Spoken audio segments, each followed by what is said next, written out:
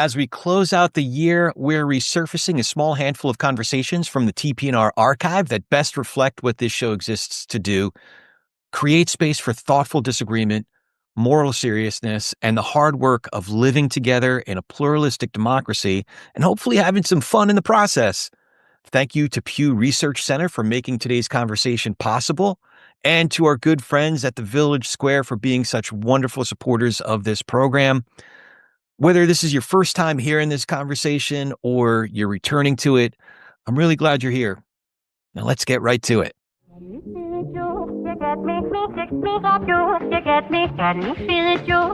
Welcome.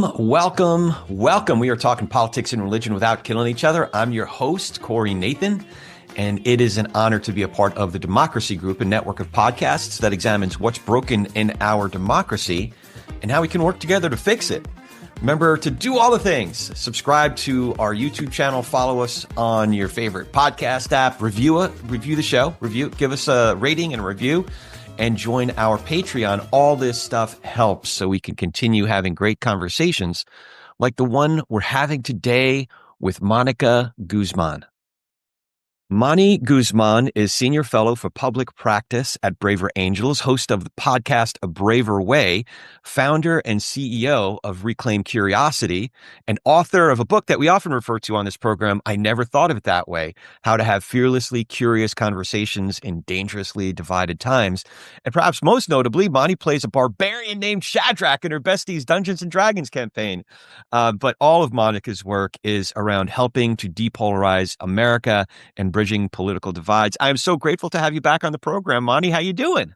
Doing okay, Corey. Yeah, thanks for having me back. Absolutely. I got to see you recently, but I was behind the glass on your visit with our friend Liz Joyner and her organization, Village Square, so it was cool. But now I get to ask you questions and engage with you, so this is really cool. I want to ask my first question again, not as a greeting, but as a serious, you've been helping a lot of others process what's been happening during last year's campaign season and then the results of the election. So I really want to know, how have you been processing all of this? So you mean in particular the results of the election and everything since, pretty much? Yeah. I mean, we could go back to the infamous June debate, the entire campaign, whatever. It's been a lot, it's been a lot. And it has been a lot. I've been trying to turn up how much I'm noticing my reaction instead of just... I think I haven't done that very well in the past. So, for example, I noticed that even though I did not vote for the winner in this election, and I also did not vote for the winner of the 2016 election, I was a lot more grounded this time with seeing that result. So I noticed that. And I credited it to a lot of the work that I've been doing in between those two elections.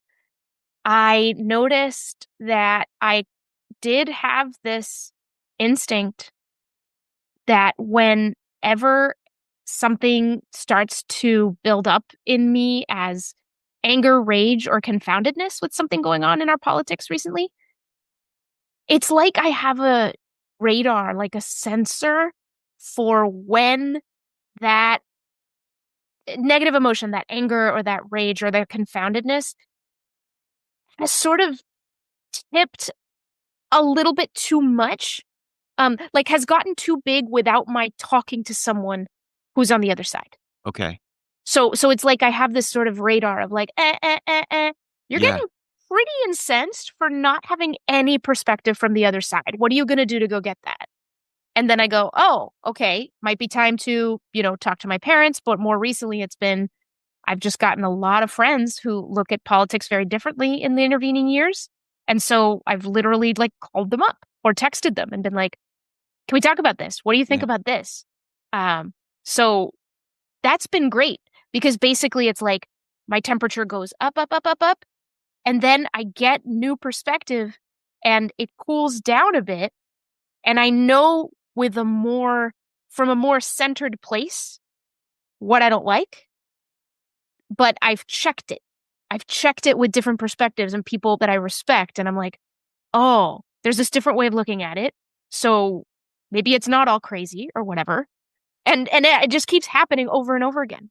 So Right. that's been a lot of the last few months. And then, of course, as a bridge builder myself, I think people ask me about recent things, sometimes with the expectation that I would have weakened my commitment to bridge building, given what's going on.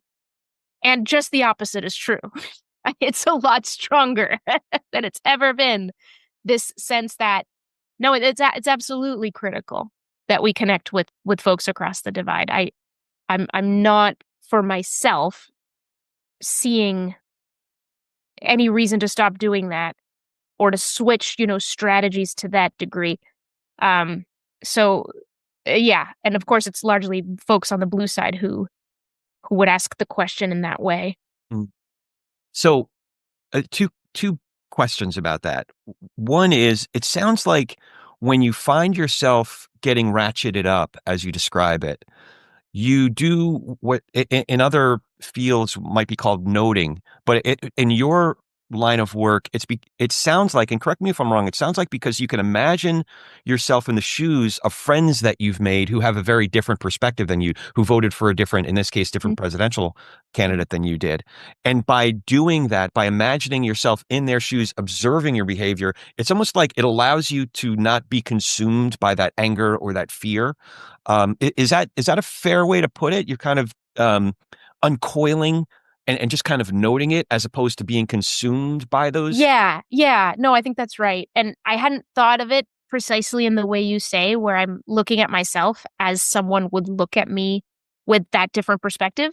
But that is part of what's been happening as I've kind of formed deeper relationships with folks. Then I kind of, those questions pop up in my head. What would Travis think of this? What would Elizabeth think of this? What might they say? What am I missing? What are the other angles? And by the way, like, talking to folks who are on the other side also reveals plenty of places with shared outrage. So it's not like it's all different. Yeah. It's actually really neat to see, oh yeah, no, this is the place where we are both worried.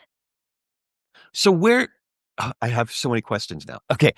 So what is an example of that where you're both either concerned or outraged with someone, in this case, who voted for Trump? Um, Things around the Constitution, just concerns around the structure of government. It's been really neat in the last several months. I've taken more of a deep dive in learning about the Constitution. Yeah. And it's been great. And I've kind of been like, where was I? What happened to history class? All that left me. And I never paid this much attention to the Constitution then. And now I am.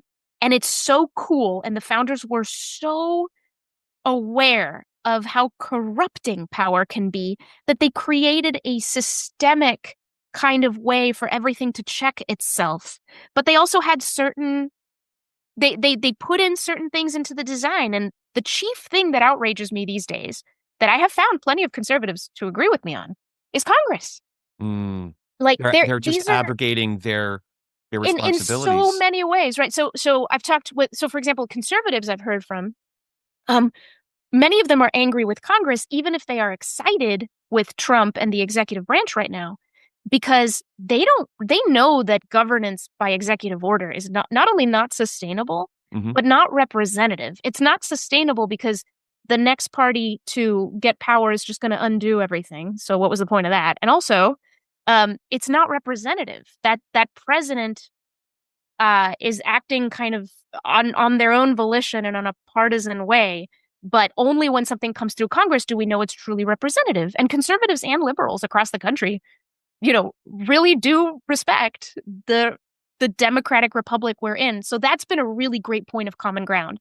Like, a lot of liberals say, Congress isn't doing its job because it's not standing up to the will of the executive. And conservatives say Congress isn't doing its job because it's not trying to make legislation to either confirm or modify or get ahead of some of some of these things that the executive is doing very quickly that the culture may really want. Congress has been so slow and dysfunctional for years and years and years and years. That's and right. So all sides agree on that. That's been one of the most fun revelations of this for me.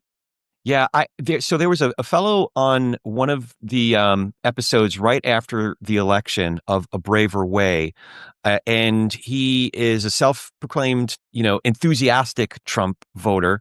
But it was really interesting to hear what specifically he was enthusiastic about, and he looked at Donald Trump as someone who was about as close to a Kennedy Democrat as we've seen on the national stage. And in his view, he also his personal what he valued most highly is what he would call classical liberalism or classical liberal values. I was curious.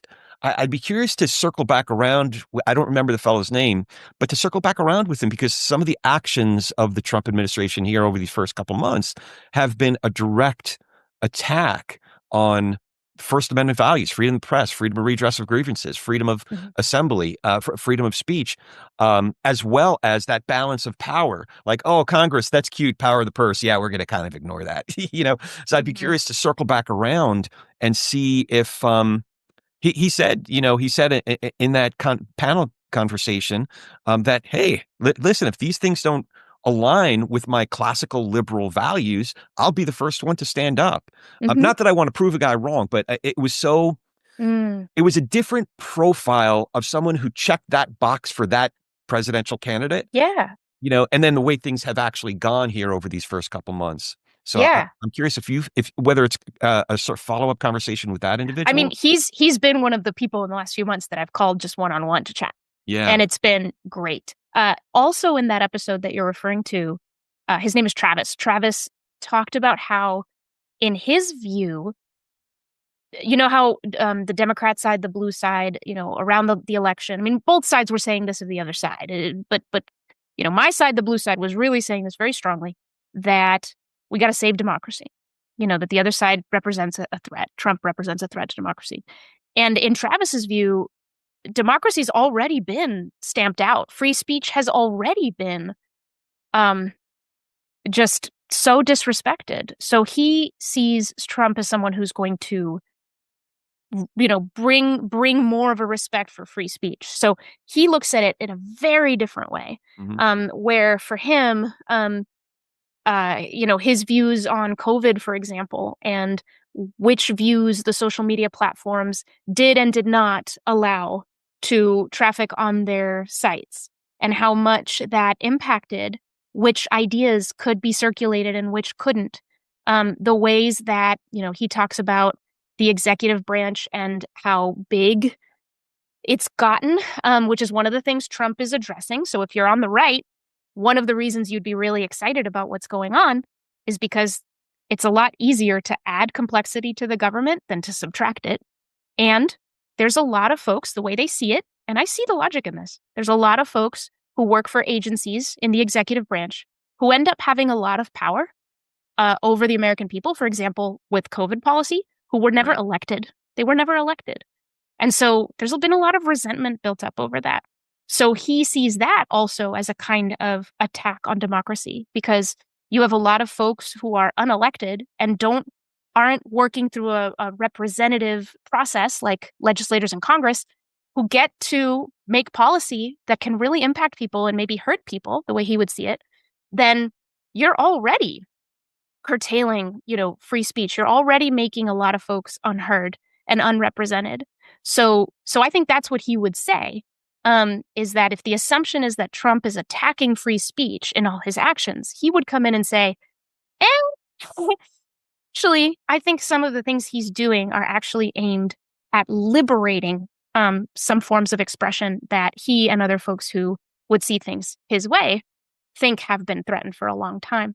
So it's been really interesting to look at things from that different light, and recognize in myself, during COVID, for example, I have like a white collar kind of job. I can work from the computer. I can work from anywhere. And there's a lot of ways I did not relate to folks who really couldn't make a lot of money, couldn't keep their livelihoods if they couldn't leave their house. And the ways in which COVID policy really impacted them is a tough thing for us urban liberals sometimes with white collar jobs to reckon with. So anyway, it's been eye-opening for me. My politics haven't changed, but I don't know. It's not as clear cut to me. Who's attacking what for which reason? So that answers another question I had. Is it definitely sounds like, and you've put in a lot of work to better understand folks that you might dispositionally disagree with. Hmm. Hmm. Um, and but have you been persuaded? I guess largely the answer might be no, but in degrees, yes. Is that fair to say? Yeah, I think so. I've been persuaded over and over again that positions against mine are not ludicrous, that they actually are coherent, and in some cases, maybe more correct than I think. And it takes spending time in those perspectives and having a lot of humility about what I naturally miss, given who I am and how I flow through the world. Um, so yeah, so for example, just what I just laid out in the beginning of the COVID pandemic, I mean, I had a lot of empathy for folks who, came from the other side politically about COVID and had a lot more suspicion and all of that. More recently, it's been more than just sympathy and empathy for those folks. Like, Mhm. I think that actually there's a lot that both sides didn't see and that the left side didn't see and really neglected about on the left, we love the term lived experience, the lived experience of a lot of folks who wanted to ask a lot of questions about what was going on and kept feeling like they were not allowed to, and they were made to feel very stupid. And it wasn't right. I really think that wasn't right. And so having gone through that transformation in myself, um, makes me wonder what else I am misperceiving, um, because of, the positions I have and the different lives that other people have. Yeah. Uh, yeah. Yeah, no, I have close friends who voted differently than I did, at least at the top of the ticket. I had one of my kids felt very differently about vaccines, for example, and masks.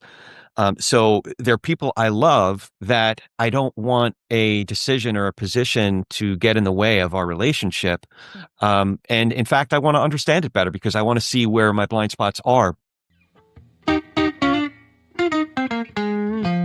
This podcast is brought to you by Village Squarecast, the podcast your mother warned you about.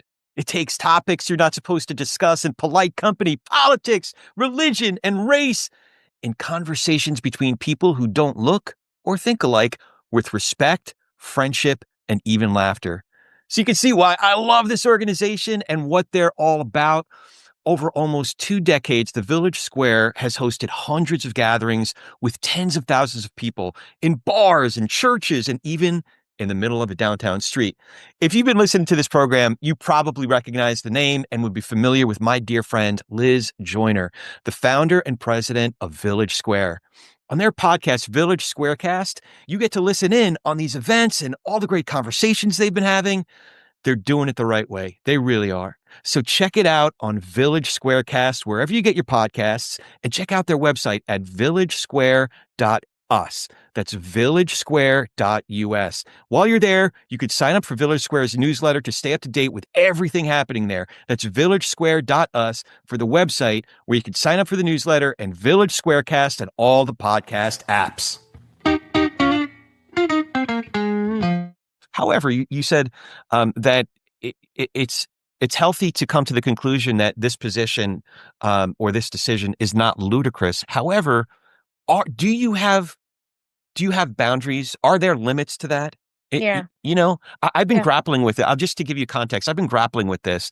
I hate unfriending people, whether it's like Yeah. officially on the social media thing or distancing myself. But there have been 3 instances here over the last year and a half where I do what's called, I still love you, but I'm going to love you from a safe distance, um, Yep. w- w- Yep. have I like you, that. but I can't even define when it is. I just recognize it when I see it. Yeah. Yeah.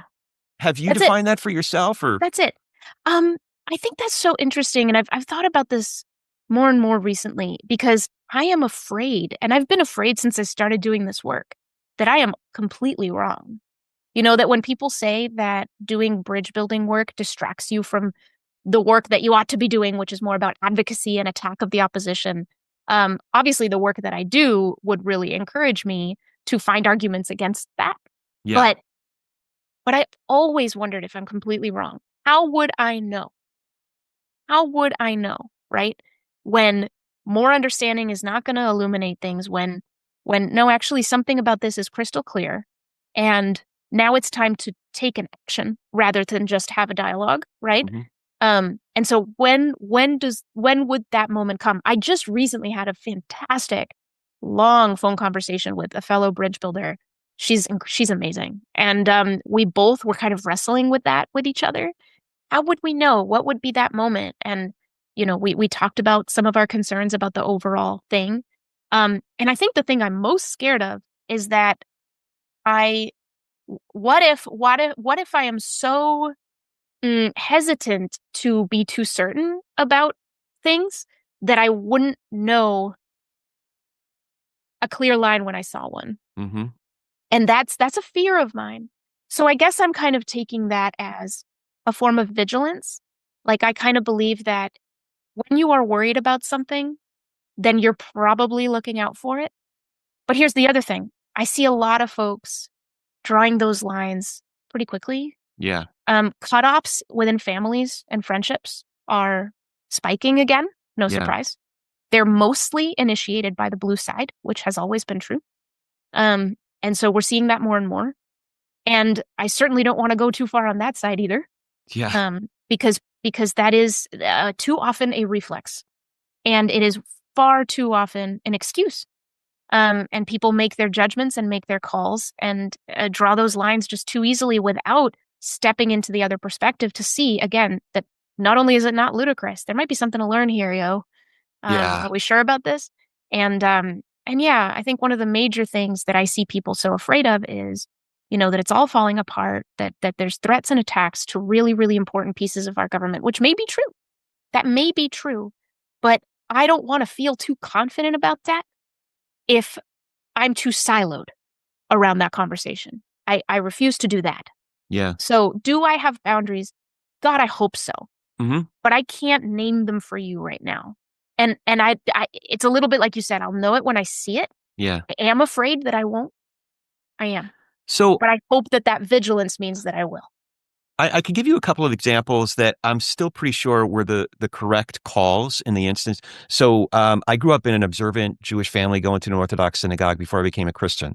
But I have family in Israel. So one of those instances, a heated conversation about what's happening in Israel got so heated that this person told me that I'm essentially an anti-Semite if I don't support Trump. And I wasn't going to hear it from my Goyish friend telling me, that I was an anti-Semite, right? Yeah. So that was one where it's like, dude, this is not going to go anywhere good. Another one was recent where I forget what the initial conversation. I curate conversations too. Right. So somebody, oh gosh, I forgot what it was, but somebody said he's our president and he deserves respect. And another friend said he's a convicted rapist. He deserves none of my respect. Mm-hmm. And then the person interjected and he said, well, that's just a lie. That's a bald-faced lie. And she said, slow down, slow your roll there, buddy. I happen to be a survivor of sexual assault. And and I was like, all right, dude, here's not the place where we're going to make real clear nuanced differences between, adjudicated sexual offender or, and convicted rapist. This is not the place. He kept on and kept on. I said, all right, dude, we're going to cut this conversation off. However, there is one that I'm starting to question. I have a loose rule where I say, in these conversations that we curate, I forgot how it's worded, but basically proven falsehoods will be muted. Like, I don't want to continue to fight the big lie, the 2020 election was stolen thing. But I'm beginning to question whether I should leave some of those comments up there. If I should allow some of that to, I'm not as certain about muting those comments because I equate it with, like, listen, if you want to talk about Earth is flat or the moon is made of cheese, fine, just not here. But I don't know if I should equate, just by saying the 2020 election stolen whatever theories is like the flat earthers is maybe not fair. So that's where I'm starting to question it. Yeah. Wow. You brought up 3 really interesting scenarios there. And now I'm understanding a little of your kind of on-ramp onto this. So in a couple of the scenarios, it seems to me like the step you took was one of, okay, this is, things are not going to be productive beyond this point, but you engaged in across differences up to a point. Up to a point. And folks really did, get to see pieces of each other's perspective. In the case of somebody saying to you, you're an anti-Semite if you don't support Trump. That's very interesting because it speaks to something in you and an identity in you. So that's very difficult to stand above, kind of get above that and kind of be meta and a little bit distant. That can be really difficult in the moment.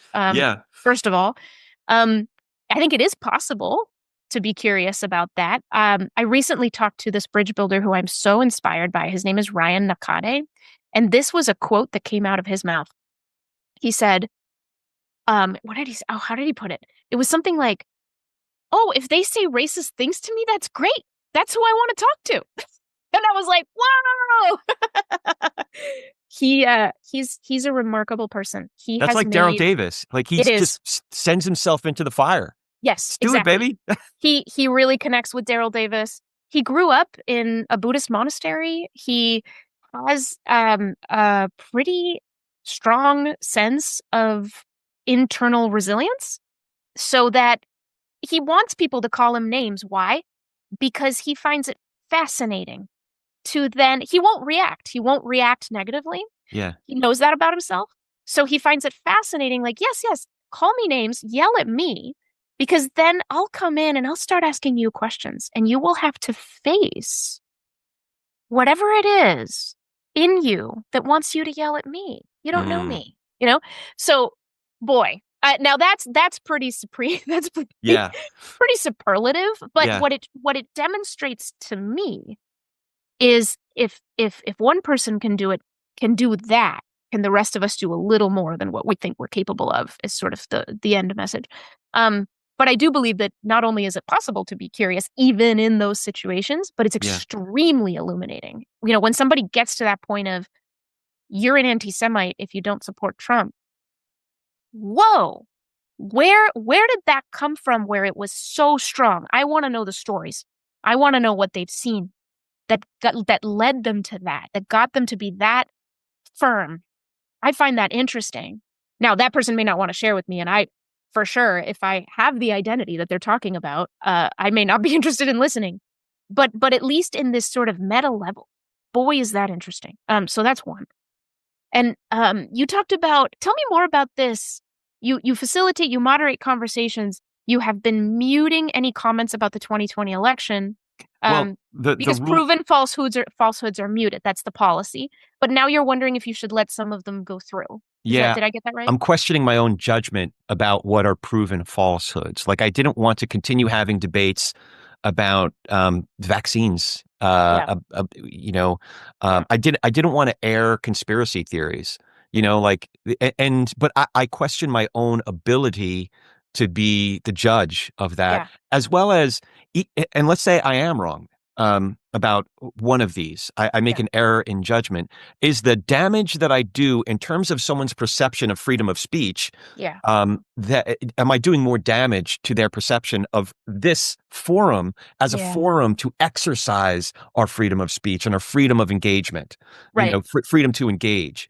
And the democratic process, it's a, negotiated process, right? Yeah. So that's why I'm ambivalent about that rule. Yeah. Well, I think that's absolutely fascinating. And moderators and facilitators, we've been scratching our heads on this for so long. Everyone's just trying to do their best to minimize harm in a lot of cases. We're trying to minimize harm. So, fun fact about me, I'm been a journalist for a long time.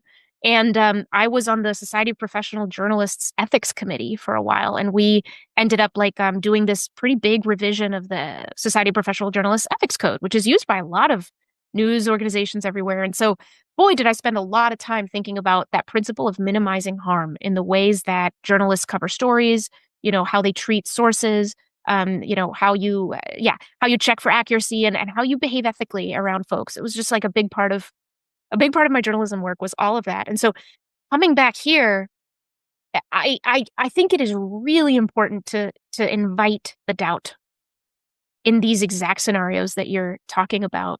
You said something really interesting. I'm not sure I should be the judge. That's really interesting. Who can be the judge of what a proven falsehood is? So I have all kinds of questions. What if discussion about something attached to or in the universe of what is conceived of as a proven falsehood is also the way in which this person wants to explore and explain a deep concern? Um, what if um, what if the things that are perceived as harmful by one side in terms of an idea are just not only not perceived as harmful but by the other side, but are perceived as being really important and undercounted? And where does power come in? It's really, really, really hard. I have learned a principle that I think is really interesting that I never learned while I was in journalism, but I learned from Braver Angels, is basically police the structure, not the content. Police the structure, not the Okay. content. Okay. So we have all kinds of ways in Braver Angels debates, which are these really cool virtual experiences where we tackle the most divisive things you can imagine. We just had a debate on birthright citizenship. We're having debates on Trump's first 100 days right now. Yeah, I mean, for example, we have a structural thing where when you ask questions of someone who's just given a speech in the affirmative or the negative on the debate resolution, they have to address the chair. They can't address the person who just spoke. They can't say, you, why do you think that? So immediately when we're trained to be debate chairs, you have to immediately stop that person. As soon as they say the word you, no, the speaker. As soon as if their question is out of scope, if they're not asking a question, if they're just launching insults, can you get to a question here? It sounds like you have a concern. Can you get to a question? We police the structure, not the content. So believe it or not, like, people can say anything. Uh, they really can. But it has to be a question. It has Yeah. to be a speech in the affirmative or the negative, and it has to fit into those spaces. Yeah. And that turns out to be enough. And so we've had people do speeches on things that many would consider to be conspiracy theories. And they're heard. And then the next speaker speaks against what was just said with their own story. And if in the case of what's viewed as conspiracy theories, very often the other speeches just seem to have a lot more evidence to them, Yeah. right? So, but we don't go, conspiracy theory, shut up. No, Okay. we don't do that. We don't do that. And I'm not saying that's easy, and I think it's particularly difficult, next to impossible, in text forums when it's not Right. people using their voice. Right. I don't even, I can't imagine. It's just really hard because you can't read intent the same way. And you could have trolls and people speaking in bad faith, and then what? Right. Yeah, I do try to curate who's speaking in these forums, because a lot of them are text. It's hard. There are certain forums and platforms where it's harder. YouTube, for example, it's harder to curate who's speaking and who's commenting. But most of the other platforms, it is easy to at least curate who's on there Yeah. by at least one common connection, that being me or the show or whatever. Yeah. Who says you can't talk about religion? Pew Research Center's Religious Landscape Study has been doing just that at scale for nearly 20 years. With responses from over 35,000 Americans across all 50 states, the Religious Landscape Study is a comprehensive look at faith, beliefs, and identity in our lives and our country. It's the largest single survey Pew Research Center conducts, aiming to provide authoritative information on the size and characteristics of U.S. religious groups, because the U.S. Census Bureau does not collect that information. On the Religious Landscape Studies interactive website, you can find survey data by metro area, state, or region, or for the whole United States. You can also explore the social and political views and demographic traits of U.S. religious groups.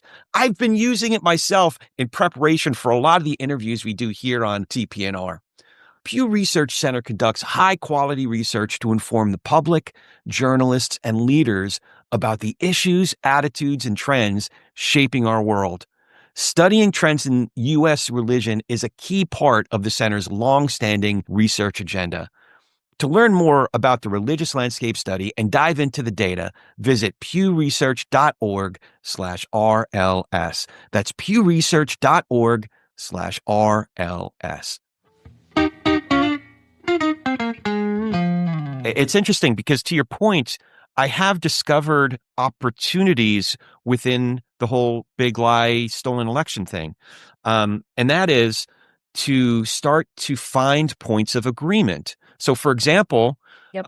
I think folks that I have had these conversations with have been surprised about where I create a distinction. One distinction is even though I disagreed with the premise of why a lot of people were at the Stop the Steal rally, I strongly, firmly, deeply believe and would defend the right for people to peaceably assemble, right to free speech, and all that. Right. Where I disagree, but there's a line between the folks who are peaceably assembled and the folks who went and stormed the Capitol. So there is an opportunity there if I allow, right? Yeah. Here I am sort of patronizing, like in a patronizing way, but you also said something really interesting. You said that you feel even stronger that to work harder at these bridge building conversations. Yeah. Now, do you have to work harder because bridge building has become more difficult? Yeah. Or is it just a different, is there a different sense of urgency that you've gained through building these muscles over the years? I think it's both. Okay. I think it's definitely both. It is that I think it's true that right now, because it feels so much harder to so many people since the election, then it effectively is harder. I mean, all it has to be is it's about how we each feel and perceive, because this is really about how we behave and how we treat each other. So how we feel about each other is everything. So yeah, if it feels harder, then it is. And it certainly feels harder to a lot of people. So then I guess it's harder. But having to work harder on it because of a renewed sense of urgency, 100,000%. In my recent reading and kind of like nerdy study of the founding documents and the Federalist Papers and all of that, I really geeked out around the extent to which the founders really tried to make sure that there were ways to achieve steadiness, especially in the transition of power, because we wouldn't have a king for a lifetime. We would have presidents who needed to go, change up, and we would have elections. And in many countries, that's annoying. I mean, gee, now you have to switch governments. That's a pain in the butt. And then what if people don't like it and all of that? So they really tried to work in steadiness. And so to compare the design of the executive branch with the reality and just be like, every election is just whiplash to this country. And this latest one, boy, yeah, that is one big, like all of a sudden things are like this and now they're like this.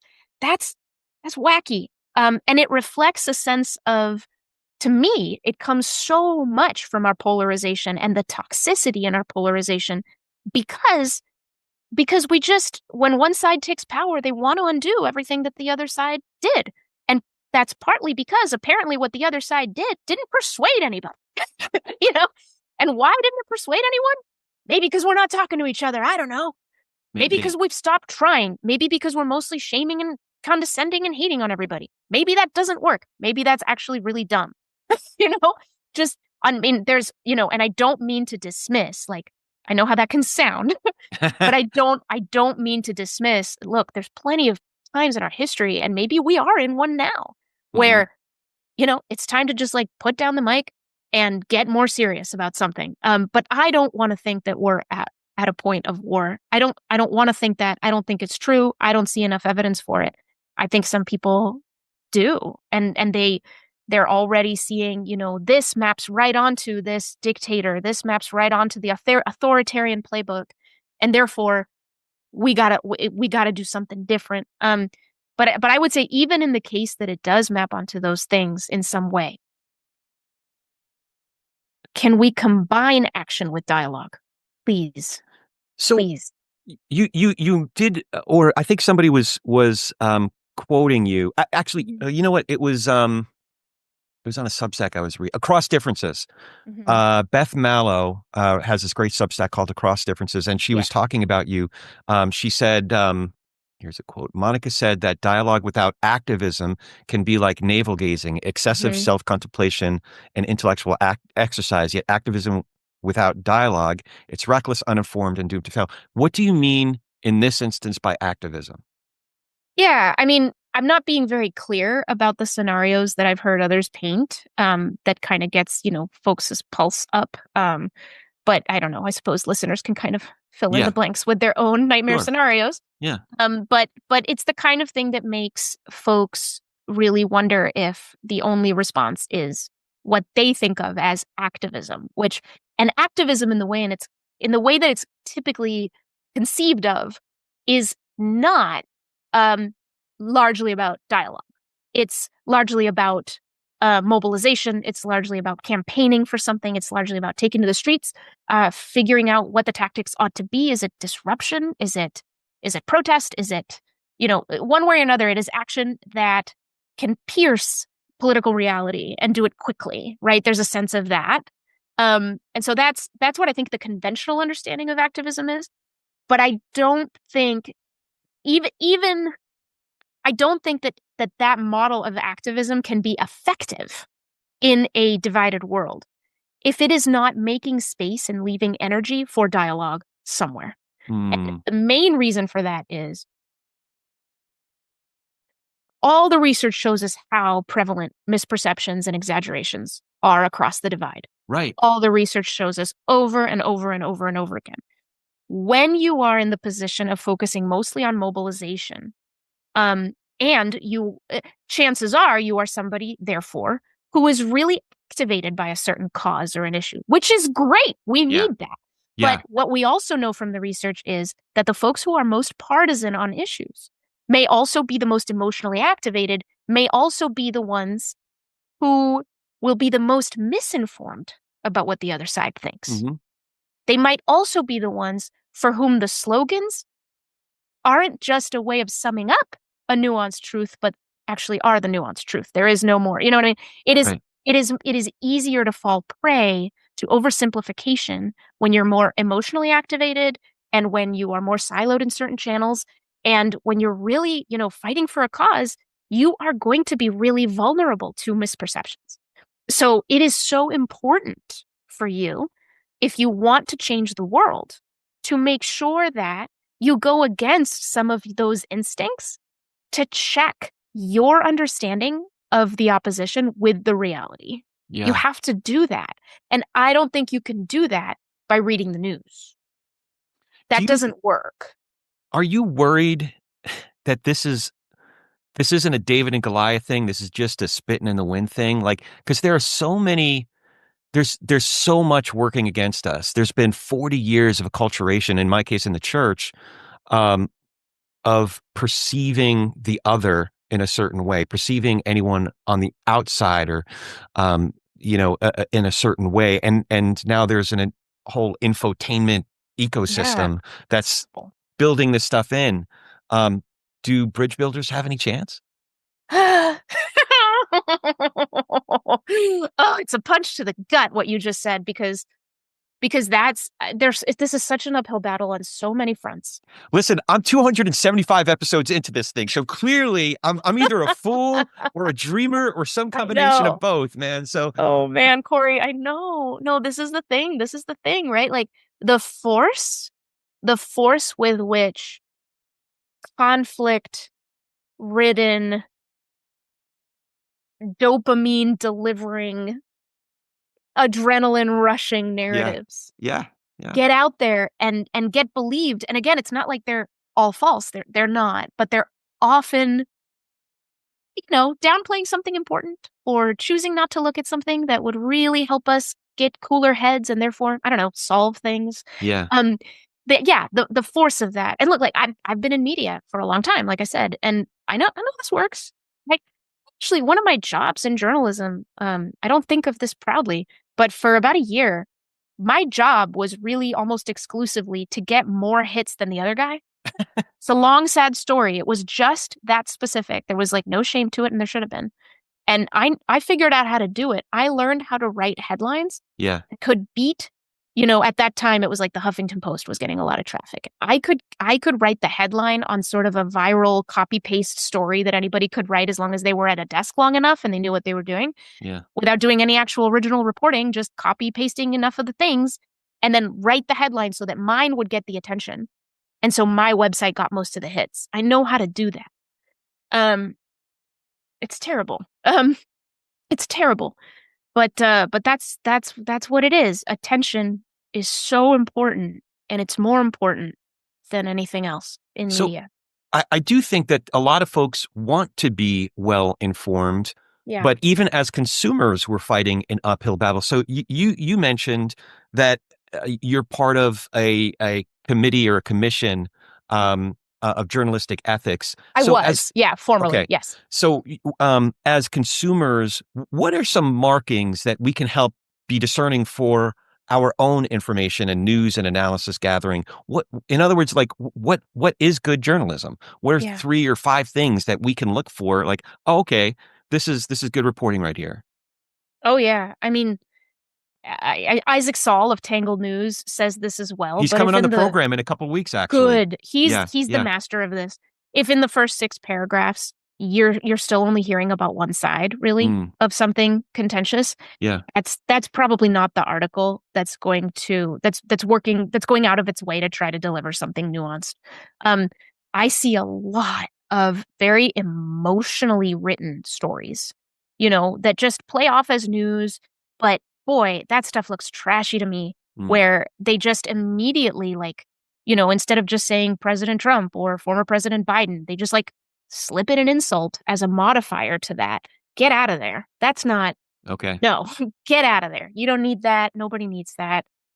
I mean, a lot of it for me is just what's around that story. If somebody sends me a story and, okay, well, what's this website, right? Then I'll go to the website and I'll just take a look at the whole vibe. And sometimes you can just tell that the point of a particular outlet is not to have constructive conversations or to make good sense of the world, but mostly to reflect and affirm a particular point of view. Now, that's really hard for people to distinguish because for a lot of people, a particular point of view is merely true and therefore correct. And, it's okay to have advocacy journalism. That's not a problem. But I love what I learned. I heard about this years ago that it's like a storied kind of legend, and I forget where it's from. But the editor of some alternative weekly, probably in California, telling a reporter who went up to that editor and said, "Hey, I want to do this story on this thing, and I want to do it from this lens. Like, I want to argue for this thing."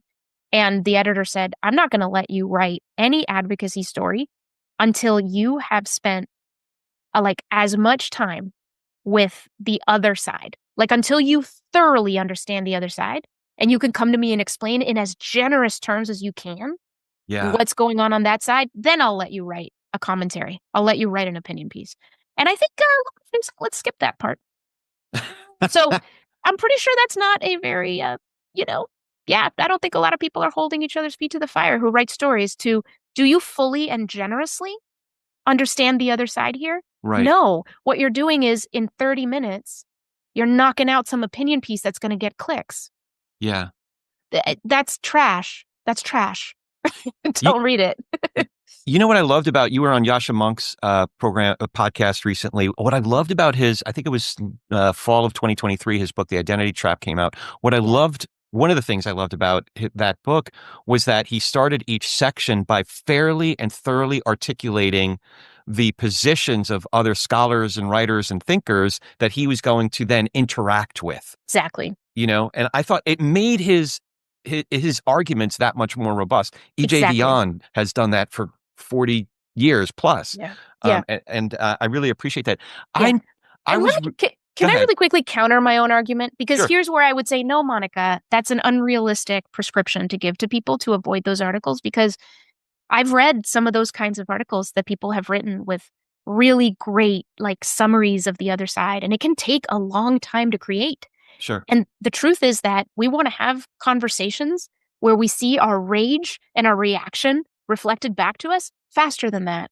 And so no wonder there's a marketplace for, I just want to connect with someone else who feels the same way I do. And maybe that's not so bad, It's not. It's a part of it. So now I'm kind of editing my thing going, There's a it's place just a for it. mix. There's a Yeah. place for it. Yeah. Maybe just like make sure it's not all you're getting.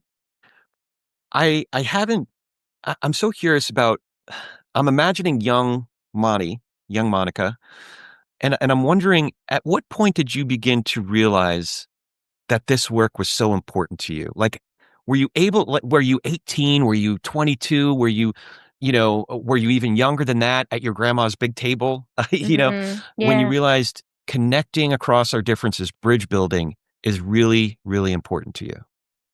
Yeah, it's hard to think of a moment right now. I think it was a slow burn.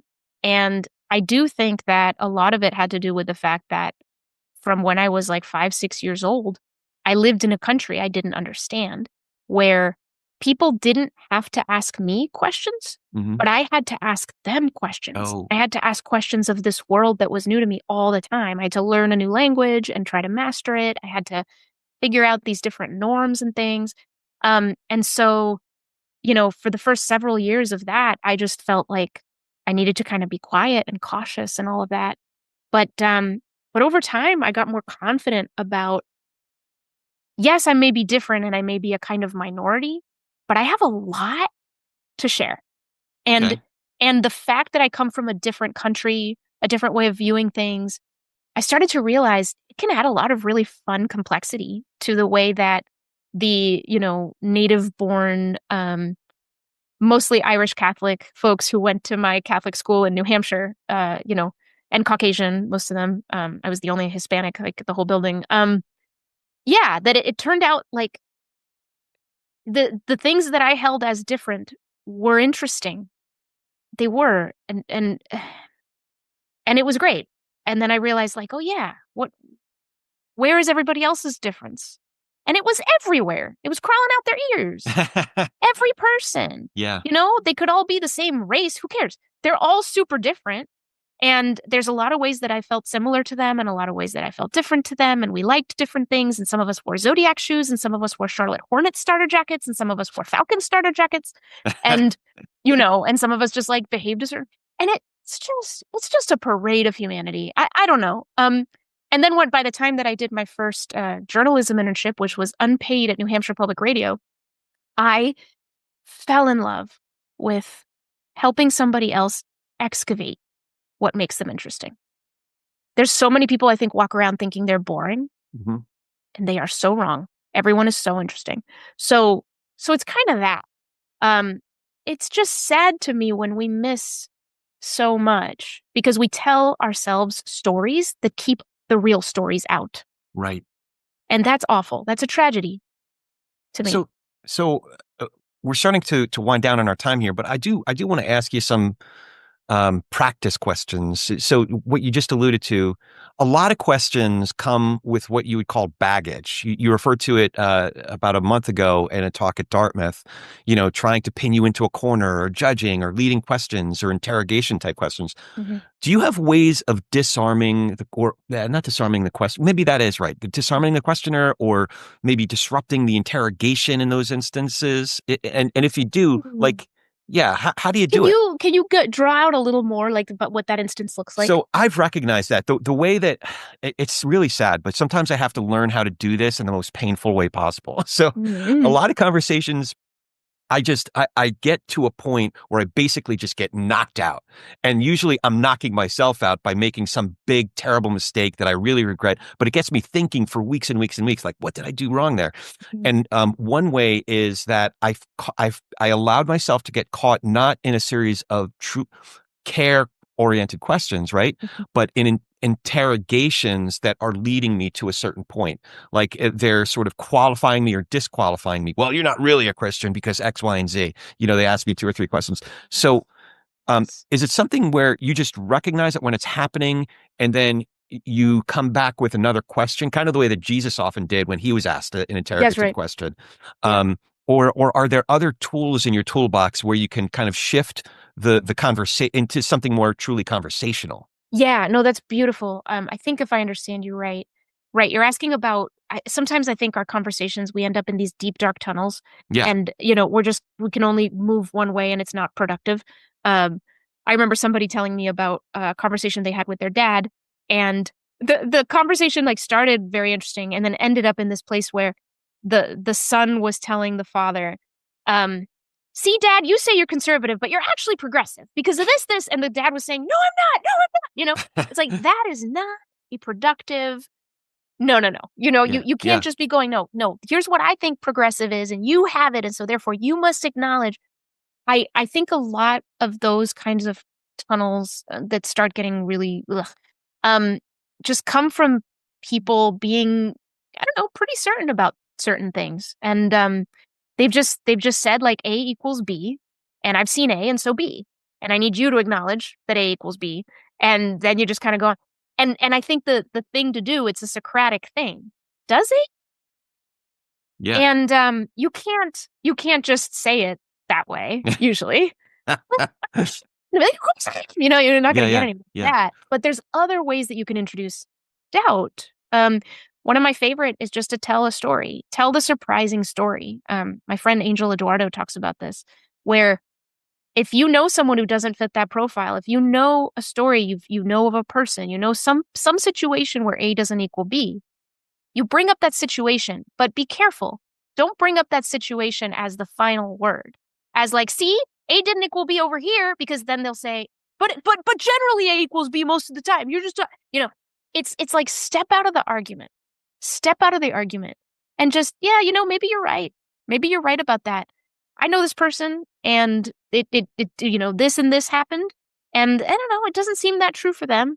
And this word honestly means a very different thing for me. But you know, I see that you look at that differently. I think a lot of times when people hear from you that it's that they are accepted by you for thinking about things differently, they'll really get their guard down and they're a lot more likely to concede uncertainty. But they won't concede uncertainty if it's a you versus me. They will concede uncertainty if you say, you know, you can believe what you want to believe. Like it doesn't seem that way to me, and I know this counterexample, and everything kind of softens. And Yeah. in that place, like, yeah, people will be like, yeah, okay, sure. But yeah. So I want to be respectful of your time because you have kid obligations. So I Yeah. need to ask this question. You have two kids, right? Yep. How old are the kids? 12 and 10. 12 and 10. Okay. So um, having been a parent, or still a parent. You know, it's a job you don't leave. Right, Is my right. understanding. When my kids were that age, boy, oh boy, did I have to do some bridge building. Now, I don't know how your kids are, but like I'm wondering if you've been in rooms where you have some strong Trump supporters and strong Kamala supporters in this last election. Was it harder in those rooms or in the room with your two kids when they were at each other's throat over whatever, you know, who's going to have the purple spoon? It's a great question. My kids. My Yeah. kids. Yeah. Absolutely my kids. Because even in the rooms that I've been in with Trump supporters and you know, Biden supporters, whoever happens to be, Kamala supporters, they've I mean, they've come into that room understanding Yeah. what's going on. Yeah. And so with a bit of adult maturity and even a little bit of fear, you know, guarding their behavior. My kids have none of that. Plus, in that room with my kids, I am clearly the person in power. Oh, And okay. so I'm pretty afraid of overstepping, right? Mm.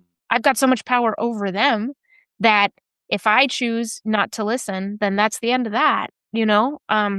So it's so much more important what I do in that scenario because I'm the mother, I'm the parent, I have a role to play. Yeah. But yeah, it's an interesting question. That's hard. Mhm. Okay, two more questions and we'll wrap Yeah. up. This is the TP&R question. We've kind of been talking about this the entire time, which, by the way, you described a story when you were a young reporter where you always came like with pages and pages of notes and questions, and you ask a question and you look at your notes and you ask the next question. Yeah. So I didn't get to any of my questions. Oh, yeah. um, but That's okay. okay, so the TP&R question is, what do Yeah. you think each of us can do to be able to share space with, have better conversations with, and perhaps even nurture relationships with people across our differences? So that's people who have different backgrounds and beliefs than we do, who get their news from different sources than we do. How can we do better at talking politics and religion without killing each other? Or is it even possible? Yeah. Oh, that is the question. Um,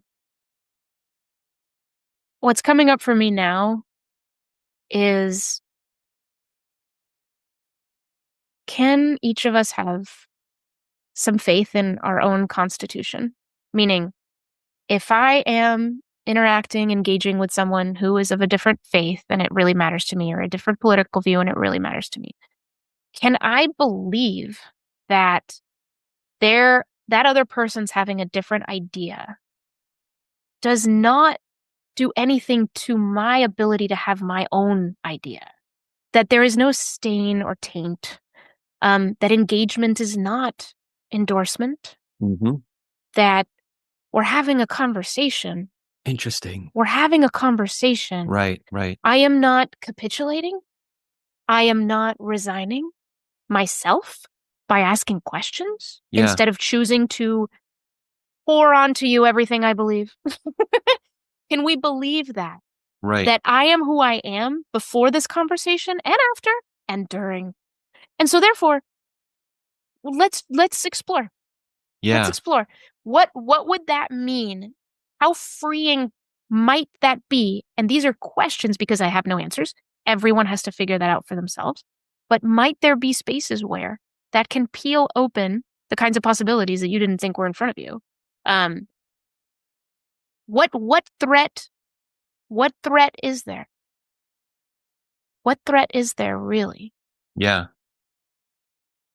That's interesting. I had conversations along these lines just in the last week or two with friends of mine who voted for Kamala or are staunchly Democratic, about Gavin Newsom having Steve Bannon and Charlie Kirk on a show.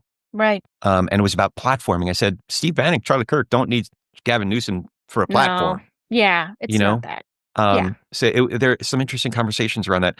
Do you have any questions for me? Oh, I mean, what is the question keeping you up at night these days about bridge building?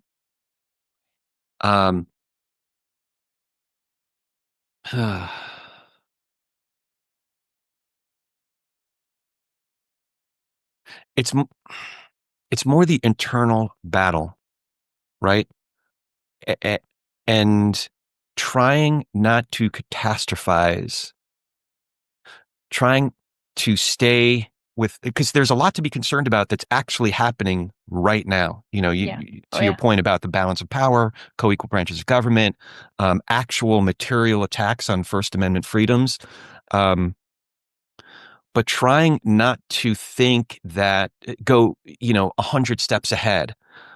Trying not to shake my fist at these big faceless institutions and, oh, it's the media. Oh, it's the, deep state. Oh, it's the, but to stay true to what's in front of me, and stay committed to relationships with people that are very different from me on any given issue or just altogether, right?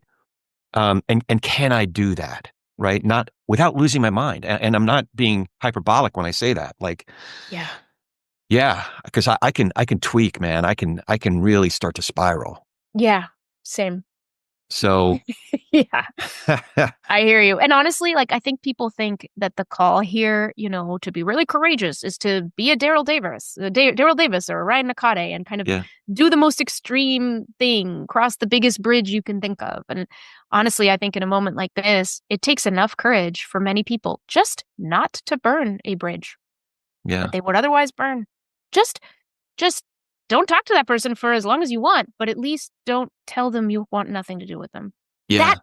That can take enough courage, and that can do enough good at a time when a lot of folks are just burning bridges left and right. So yeah, don't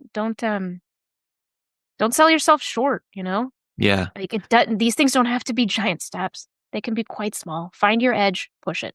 That's it. Well, a little happy ending about the guy that I blocked for the better part of 6 or 9 months. He approached me after some time had passed, and we've renewed a friendship. We spent like 3 hours one night hanging out and better understanding each other. What he said, there were some things he didn't know. Like I had one of my cousins, it turned out, that died on October 7th. So he didn't know how personal of a thing that was for us.